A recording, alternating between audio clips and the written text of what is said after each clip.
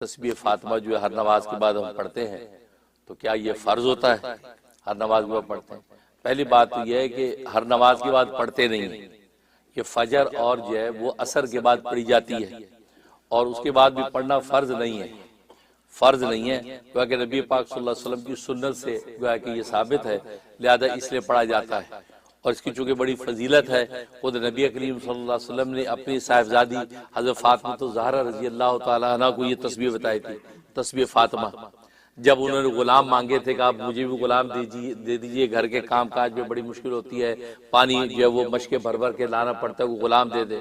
آپ فرمایا کہ اے فاطمہ جو غلام سے بھی بہتر چیز بتاتا ہوں، تو ان کو یہ تسبیح فاطمہ بتائی۔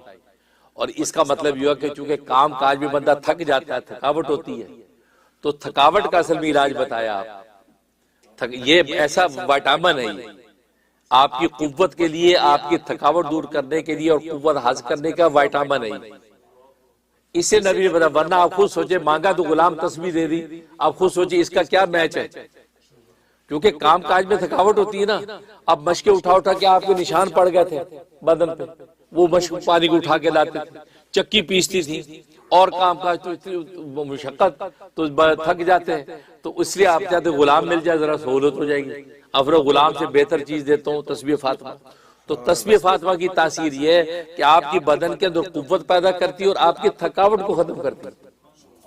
اگر تسبیح فاطمہ پڑھ کے آپ سو جائیں، آپ کی 3 دن کی نیند ہو اور آپ کو صرف 3 گھنٹے مل جائے سونے کو، 3 گھنٹے میں آپ ایسے فریش ہو جاتے ہیں جیسے 3 دن سوئے۔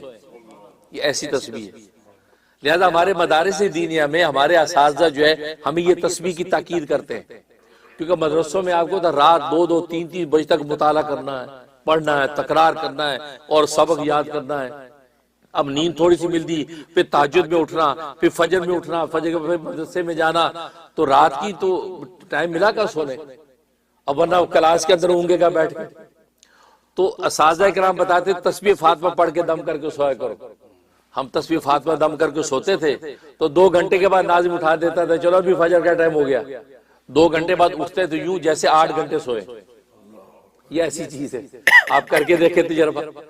اس لیے آپ کے بدن کی تھکاوٹ کو یوں سمجھو سک کر لیتی، کھینچ لیتی۔ اور پھر قبولیت کے اندر اس کی بڑی تاثیر ہے، قبولیت و دعا میں اس سے بڑھ کر کوئی تاثیر نہیں ہے۔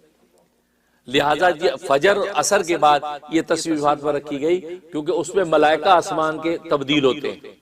فجر کے جو فرشتے آتے ہیں وہ عصر میں واپس چلے جاتے ہیں، عصر میں نئے آتے ہیں، اس وقت یہ تسبیح فاطمہ پڑھی جاتی ہے تاکہ وہ ملائکہ جہاں اور عبادات آپ کی لے کر جا رہی ہیں، دیکھ رہے ہیں، وہ آپ کو اللہ کی تسبیح اور تحلیل اور تقدیس کرتے بھی اب سنیں تو اللہ کی آپ کی گواہی دیں۔ اس لیے 2 نمازوں میں تسبیح پڑھی جاتی ہے، سبحان اللہ، الحمدللہ۔ اور یہ 3 کلمات اتنے طاقتور ہیں، بلکہ ایک حدیث میں آتا ہے، بڑی زبردست حدیث ہے، اس تسبیح کو جو ہے صلاۃ التسبیح صغریٰ کہا گیا ہے، صلاۃ التسبیح صغریٰ۔ چنانچہ نبی پاک صلی اللہ علیہ وسلم حدیث میں فرماتے ہیں، اور صحیح حدیث ہے، فرمایا کہ جب تم نفل پڑھا کرو، 2 رکعت نفل پڑھو، نفل کا سلام پھیرنے سے پہلے 10 مرتبہ سبحان اللہ، 10 مرتبہ الحمدللہ، 10 مرتبہ اللہ اکبر کہہ کے سلام پھیرو، پورا جو دعا کرو گے فوراً قبول ہوگی۔ اور اس کو صلاۃ التسبیح صغریٰ فرمایا، کبریٰ تو آپ جانتے ہیں وہ والی جو ہے، یہ صلاۃ صغریٰ۔ لہذا نفل جب آپ پڑھیں تو نفل نماز میں آپ یہ جب سلام پھیرنے سے پہلے ہی 10 مرتبہ سبحان اللہ سبحان اللہ سبحان اللہ سبحان اللہ، یہ کاؤنٹ بھی کر سکتے ہیں آپ، پھر الحمدللہ الحمدللہ الحمدللہ الحمدللہ 10، اللہ اکبر اللہ اکبر اللہ، 10 پوری ہوئی، السلام علیکم، فرمایا ہاتھ اٹھاؤ گے قبول ہوگا، یقینی دعا قبول۔ یہ تجربہ کر کے دیکھیں، یہ ایسی زبردست چیز ہے۔ یہ 3 نام اللہ کو ایسے زبردست پسند ہے، کیونکہ ایک میں تسبیح، دوسرے میں جو ہے وہ تحمید، اور تیسرے میں تکبیر، اللہ کی پاکی بیان کرتا ہے، پھر اللہ کی وہ حمد و ثنا سے تعریف سے مزین کرتا ہے، پھر اللہ کی بلندی کا اقرار کرتا ہے، تو اللہ کی رحمت کو جلال آ جاتا ہے، خالی ہاتھ نہیں لوٹاتا۔ اس لیے یہ تسبیح، تو یہ تسبیح بہرحال جو ہے یہ مسنون عمل ہے، یہ فرض نہیں ہے، لیکن یہ کہ اس کو پڑھنا چاہیے۔ ویسے میرے دادا پیر حضرت ڈاکٹر عبداللہ عارفی قدس سرہ، جو حضرت حکیم الامت مجدد ملت مولانا شیخ تھانوی رحمہ اللہ تعالیٰ کے جنہیں کو جو خلفاء میں سے تھے، وہ فرماتے ہیں کہ ہر نماز کے بعد جب تم دعا کیا کرو تو 10 مرتبہ تو پڑھ ہی لیا کرو. ویسے تو 33 مرتبہ کی ترتیب ہے. 33 مرتبہ جو وہ سبحان اللہ، 33 مرتبہ الحمدللہ، 33 مرتبہ اللہ اکبر. یہ آپ جو فجر اور عصر کے بعد پڑھتے ہیں. اور رات کو سونے کے وقت جو پڑھنے کا معمول ہے اس میں 33 مرتبہ سبحان اللہ، 33 مرتبہ الحمدللہ، 34 مرتبہ اللہ اکبر. یہ رات کو سونے کے وقت جو دم کرنا ہے جس سے آپ کی تھکاوٹ ساری وہ بالکل کھینچ لی جائے گی، وہ تو 34 مرتبہ اللہ اکبر کر کے دم کر کے بدن پہ ہاتھ پھیر کے سوئیں. تو یہ ترتیب تو فرماتا وہ تو ہے، لیکن ویسی جب دعا مانگو ہر نماز کے بعد تو 10 مرتبہ پڑھ لیا کرو. سبحان اللہ سبحان اللہ سبحان اللہ سبحان اللہ سبحان اللہ سبحان اللہ سبحان اللہ سبحان اللہ سبحان اللہ سبحان اللہ 10 پھر الحمدللہ اللہ اکبر 10 پڑھ کے اب دعا کرو. فرمایا کہ دعا یقینا قبول ہوگی. اور وہ حدیث پہلے والی میں نے بتائی دی ہے، اس لیے یہ بہت بابرکت عمل ہے تو اس کو کرنا چاہیے. لیکن دنیا میں اللہ تبارک و تعالی نے فیصلہ کرنے کا موقع دے دیا کہ اب کون سا راستہ اختیار کرنا ہے. اسے دنیا میں انسان جب قدم بڑھاتا اپنی زندگی پر تو اس کے سامنے 2 سعادتیں آتی ہیں. ایک دنیاوی سعادت، ایک اخروی سعادت. اور دنیاوی سعادت یعنی دنیا کی جو چیزیں ہمیں نظر آتی ہیں، کائنات کے اندر جو کچھ ہمیں یہ خزانے نظر آتے ہیں، ان سعادتوں کو حاصل کرنے کے لیے وہ انسان کوشش کرتا ہے. اور وہ 3 طرح کی سعادتیں ہیں. سب سے پہلی سعادت جسمانی. جسمانی سعادت کا مطلب ہے کہ وہ جسم و جان کے بارے میں وہ چاہتے ہیں میری جسم و جان تندرست رہے، صحت مند رہوں، خوبصورت ہو، ناک اچھی ہو، کان اچھے ہوں، آنکھیں عمدہ ہوں، مگا کہ میرا ظاہری سراپ میں بڑا خوبصورت ہو، توانا صحت مند ہو. یہ ہوگا کہ جسمانی. اور پھر اس کو صحت تندرستی کے ساتھ لمبی عمر بھی نصیب ہو. یہ خود انسان اپنے بارے میں، اپنے پیاروں کے بارے میں، اپنی اولادوں کے بارے میں یہ تمنا رکھتا ہے. تو یہ سعادت جسمانی، یہ دنیاوی سعادت. دوسری سعادت آرامی. آرامی کا مطلب یہ کہ آرام و راحت کے اسباب چاہتا ہے کہ یہ جو جسم ہے اس جسم کو آرام چاہیے. نیند آئی آنکھوں پر چھائی اس کو آرام چاہیے، بدن تھک گیا سونا چاہتا ہے. ننگے پیر چلے کانٹے لگیں گے وہ آرام چاہیے، اس کو اچھے جوتے چاہیے. پیدل سفر کرے گا تکلیف ہوگی اس کو اچھی سواری چاہیے. ننگا بدن ہے سردی یا گرمی لگے گی اس کو کپڑے چاہیے. تو یہ آرام کی جتنے اسباب ہیں اس کی کوشش کرتا ہے. اچھا مکان ہو، اچھی دکان ہو، اچھے جوتے ہوں، اچھی پوشاک ہو. تو گئی یہ آرام کی اور راحت کی جتنے اسباب ان کے حاصل کرنے کی کوشش کرتا ہے. اس کو کہتے ہیں گویا کہ سعادت آرامی. تو گویا کہ دنیا کی یہ چیزوں کی کوشش کر رہا ہے. تو جسم کی صحت و عافیت، پھر کپڑا لتا، پھر دیگر سارے اسباب راحت حاصل کرتا ہے. تو یہ دوسری سعادت آرامی. اور تیسری سعادت ہے احترامی. احترامی کا مطلب یہ کہ یہ چاہتا ہے کہ میرا نیک نام ہو دنیا کے اندر، لوگ اچھے نام سے مجھے میرا ذکر کریں، زندگی میں بھی مجھے اچھے نام سے پکاریں، جہاں جاؤں مجھے عزت ملے، جو بات کرو لوگ اس کو عزت سے سنیں. دنیا سے اگر چلا گیا تو میرا نام ایک ذکر خیر کے طور پہ پھیلے، لوگ مجھے اچھے الفاظ کے ساتھ یاد کریں. یہ گویا کہ تیسری جو تمنا اس کی ہوتی ہے وہ ذکر خیر کی، یہ سعادت احترامی ہے. تو گویا کہ دنیا کی جو سعادت تھی اس کے 3 پہلو بن گئے. ایک بن گیا جو پہلا جسمانی، جسم و جان کی راحتیں. دوسرا آرامی، اس کی ارد گرد کی نعمتیں اور راحتیں. اور اس کے بعد احترامی کہ اس کا ذکر خیر ہو، دنیا میں اس کی عزت ہو. اور آپ اگر غور کریں ان 3 کے بعد انسان دنیا میں کسی چیز کے لیے کوشش نہیں کرتا. یہی تو کرتا ہے جسم و جان کے لیے تگ و دو کرتا ہے. پھر اس جسم و جان کی ادھر ادھر کی نعمتیں، کپڑا لتا، دکان مکان، اس کی کوشش کرتا ہے. پھر یہ کوشش کرتا ہے کہ یار مجھے عزت ملے، عزت سے نام لیا جائے. اس کے علاوہ اور تو کوئی پرپز ہی نہیں ہے. گویا کہ دنیا کی ساری نعمتیں اور سعادتیں ان 3 کے اندر بند ہو جاتی ہیں. جس کو قرآن کریم کی اس دعا میں کہا ربنا آتنا فی الدنیا حسنہ، اے ہمارے رب دنیا میں بھی ہمیں حسنہ عطا فرما. اس حسنہ کے اندر یہ ساری تینوں کی 2 سعادتیں آ گئی. سعادت جسمانی بھی آ گئی، سعادت آرامی بھی آ گئی، اور سعادت احترامی بھی آ گئی. تینوں اگر یہ دعا قبول ہو گئی اور حسنہ کا فیصلہ ہو گیا تو اللہ تبارک و تعالی یہ تینوں طرح کی سعادتیں آپ کو عطا کر دیتے.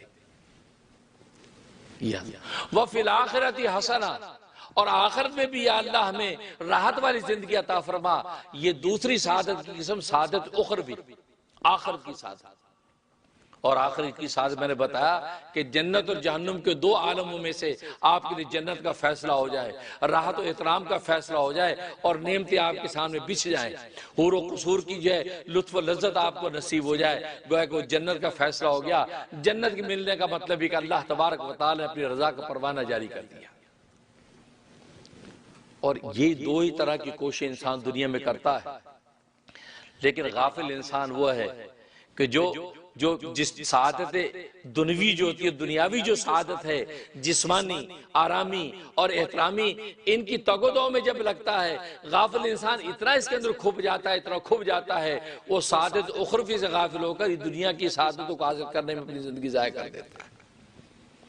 حالانکہ اس سعادت کو بھی حاصل کرنے کا حکم ہے، بلکہ دعا ہے، ربنا آتنا فی الدنیا حسنہ، آپ اچھی پوشاک، اچھی صحت، اچھا مکان، اچھی سواری، اچھی بیوی، اچھے احوال آپ مانگیں، اس کی اجازت ہے، لیکن اس کی اجازت نہیں ہے کہ آپ اسی قدر کھپ جائیں، اسی قدر کھپ جائیں اور اسی کو حاصل کرنے میں لگ جائیں اور آخرت کی سعادت کو بھول جائیں، اور یہ بھول جائیں کہ یہ جو دنیا کے اندر جو نعمتیں نظر آتی ہے فانی ہیں، ختم ہونے والی ہیں، کسی وقت بھی فنا ہو جائے گی، بلکہ صبح شام جب ان نعمتوں کا برتتے ہیں، استعمال کرتے ہیں، تو زبان حال سے وہ نعمت ہمیں بتاتی ہے کہ دیکھو میں فانی ہوں۔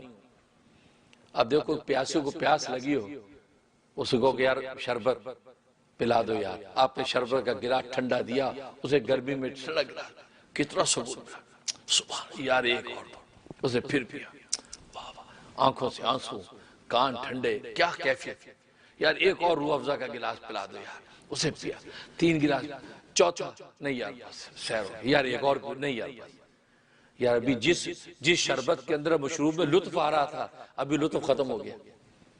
بس یہ زبان حال سے اس شربت کے لطف نے آپ کو اس سبق دے دیا، میں فانی ہوں، میرے لطف و لذت کی وجہ سے آخرت کے مشروب کے لطف کو گنوانا بیٹھنا، اس کی بھی محنت جاری رکھنا کہ میری لطف و لذت فانی ہے۔ دیکھو 3 گلاس شربت کے پینے کے بعد تو نے کہا نہیں یار بس پیٹ بھر گیا، لذیذ قورمہ آپ کے سامنے ہے اور تافتان شیرمال ساتھ ہے اور آپ کھانا کھا رہے ہیں، اوہو لقمہ منہ میں جاتے مست نشہ آ گیا، او سبحان اللہ، آپ نے 1 پلیٹ کھائی قورمے، 2 کھائی، 6 تافتان شیرمال کھا لیے کہ جی اور کھائی، نہیں بس سیر ہوتے نہیں یار ایک میری خاطر ہے، نہیں یار کیا بالکل نہیں، کیوں نہیں کھا وہ ہے کہ اس شیرمال نے اور قورمے نے زبان حال سے آپ کو بتا دیا دیکھ میری لطف و لذت فانی ہے، 3-4 کے بعد لطف و لذت فنا ہو گیا، اب تیرے لیے کوئی لطف ہی نہیں رہا۔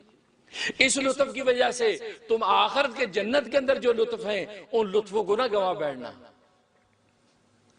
دنیا کے اندر آپ بیوی کے پاس جاتے ہیں، وہ آپ کا لطف و لذت فانی ختم ہو جاتا ہے، لیکن اس لطف و لذت کی وجہ سے آخر میں حور و قصور کے ساتھ لطف و لذت ہوں گے، اس کو تو گوانا بیٹھنا۔ اس لیے حدیث میں آتا وہاں لطف و لذت ختم نہیں ہوگا، وہ اللہ تبارک و تعالیٰ ہاتھ غیبی سے آواز آئے گی آدمی کو کہ بس بھائی دوسری کا بھی حق ہے، اس شرعی حق اس کو بھی پورا کرو، اس لفظ سے وہ پیچھے ہٹے گا، وہ فنا نہیں ہوگی۔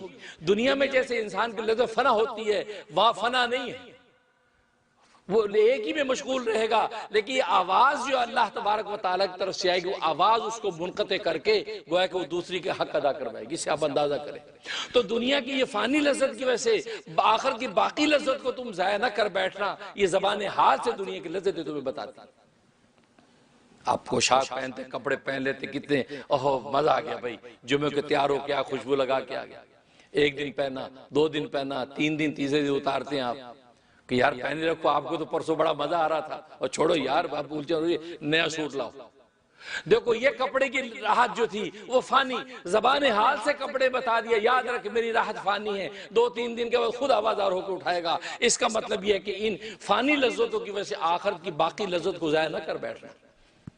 تو گویا کہ دنیا کی کسی نعمت پہ آپ نظر اٹھا کے دیکھیں، قدم قدم پر اللہ تبارک و تعالیٰ اس نعمت کی لذت کو منقطع کر کے فنا کر کے زبان حال سے ہمیں سبق دیتا ہے کہ یہ لذت دنیا کی فانی ہے، ان فانی لذتوں کو دینے کا مقصد سے ٹیسٹ اور امتحان ہے، تمہیں جنت کا راستہ دکھانا مطلوب ہے کہ وہاں اس سے بڑھ کر لذتیں ملے گی، اور یہ تو فنا ہونے والی ہیں، وہ کبھی ختم ہونے والی نہیں۔ اس میں جب ایک دفعہ ایک چیز کھاؤ گے اگلی دفعہ اس کا ذائقہ اس سے بڑھ کر ملے گا۔ संतरे की एक फाड़ी को खाओगे उसका एक जायका होगा, संतरे की दूसरी फाड़ी खाओगे दूसरा जायका होगा, तीसरी खाओगे तीसरा जायका होगा, और जब जब खाते चले जाओगे अहादीस रिवायात में आता है कि उसकी लज्जत बढ़ती चली जाएगी। और जन्नतों की रानाइयों को जब देखोगे, ज़िबाइश को देखोगे, हर लम्हा उसकी रानाई और हुस्न में इजाफा होता रहेगा। वहां फना नहीं है, कमी नहीं है, वो ज्यादती होती रहेगी, मजीद जो उसके अंदर लुत्फ लज़्ज़त इजाफा होता रहेगा। उस आलम को आप इस आलम पे कुर्बान कर रहे हैं? नहीं, इस आलम की लज्जत इसलिए तुम्हें दी थी ताकि आखिरत की लज्जत का थोड़ा सा आपको चस्का और मजा लग जाए कि यार नहीं यार, लज्जत वाली जिंदगी का मजा ही अलग है, मुझे आखिरत में वही चाहिए। लेकिन गाफिल है वो इंसान जो दुनिया की लज्जतों में ऐसा खूब जाता है, वो कहता है नहीं यार पता नहीं मरने के बाद मिलेगी कि नहीं मिलेगी, हरीस हो जाता है। और यार हलाल मिलता है हलाल खा लो, हराम मिलता है हराम खा लो, हलाल पीना मिलता है हलाल पी लो, गोया कि हलाल हराम की परवाह किए बगैर खूब समेटता है। ऐसा हिर्स का शिकार हो जाता है जैसे मक्खी जब शहद पर गिरती है और शहद चाटती है, लेकिन हरीस होकर बार बार उसके अंदर घुसती चली जाती है, यहां तक कि शहद में फंस जाती है। शहद में फंस के क्या होता है, उस पर मौत तारी हो जाती है, हलाक हो जाती है। शहद की लज्जत उसको भली लगी, लेकिन उससे थोड़ी सी खाने पे इक्तिफा नहीं किया, बल्कि उसके अंदर हरीस होकर खूब गई, जब खूबी है तो मौत वाक़ हो गई। बिल्कुल इसी तरीके से दुनिया में इंसान जब दुनिया की लज्जतों के शहद में जब अपने आप को खबो लेता है और गाफिल हो जाता है कि नहीं इससे बढ़कर लज्जत आखिरत में हमारे पास मौजूद है, बस ये इतनी खाएं कि जितना दुनिया के अंदर मुझे रहना है, लिहाजा मैं इतने पे इक्तिफा करूं, असल आखिरत की मैं तैयारी करूं। जब इस गफलत में पड़ता है तो फिर दुनिया के लज्जतों में फंस कर गोया कि कायनात में फंस कर रब्बे कायनात से गाफिल हो जाता है। हालांकि उसको तो रब्बे कायनात का दामन थाम लेना चाहिए था, और रब्बे कायनात का दामन थामेंगे तो कायनात हाथ में खुद ही आ जाएगी, कायनात हाथ में खुद ही आ जाएगी। लेकिन इसने कायनात का दामन थाम लिया तो रब्बे कायनात हाथ से छूट गया। इसलिए दीन इस्लाम ने कहा कि रब्बना आतिना फिद दुनिया हसना, और दुनिया में भी राहत और रिहाइश की जिंदगी हासिल करो, लेकिन वह फिल आखिरती हसना, आखिरत में भी, आखिरत की भी तैयारी रखो।